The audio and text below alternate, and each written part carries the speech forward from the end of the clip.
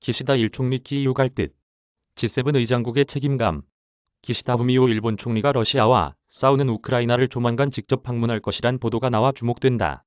G7 회원국 정상들 가운데 기시다 총리는 아직 우크라이나를 찾지 않아 국제사회에서 일본이 경제대국으로서 제 역할을 다하지 않는다는 지적이 나오곤 했다. 마침 일본은 올해 G7 의장국이기도 하다. 일본 요미우리 신문은 22일 기시다 총리가 우크라이나 수도 키이우에서 볼로디미르 젤렌스키 우크라이나 대통령과 정상회담을 갖는 방안을 적극 검토 중이라고 보도했다. 신문은 구체적으로 기시다 총리는 2월 중 키이우에 가는 방안을 목표로 하고 있다며 다만 구체적 일정은 전황을 지켜본 뒤 최종 판단하기로 했다고 전했다.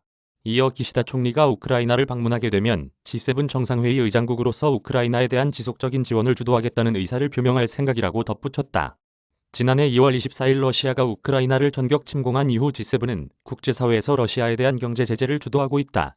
러시아와 가까운 중국은 물론 인도, 브라질, 남아프리카 공화국처럼 그간 러시아와 비교적 사이좋게 지내온 국가들이 회원국으로 포함된 G20이 러시아 규탄에서 한 목소리를 내지 못한 것과 달리 G7은 단일 대오를 형성해 러시아를 맹비난하는 한편 우크라이나를 물심양면으로 지원해왔다.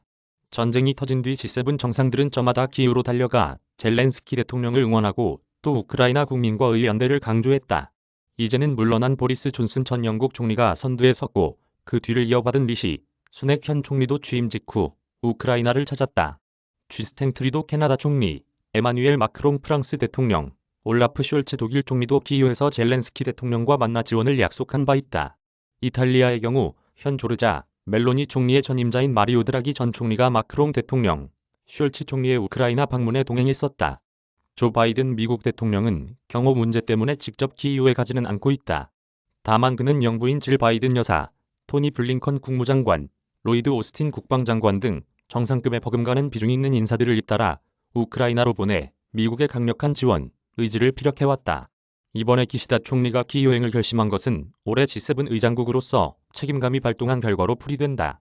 지난해부터 G7의 최대 의제는 국제사회에서 러시아를 규탄하고 경제 제재를 통해 러시아의 전쟁 수행을 어렵게 만들며 우크라이나에 최대한 많은 경제적, 군사적 원조를 하는 것이다. 그런 G7을 이끄는 국가로서 일본이 우크라이나와 함께한다는 확고한 메시지를 전달할 필요성을 느꼈다는 얘기다.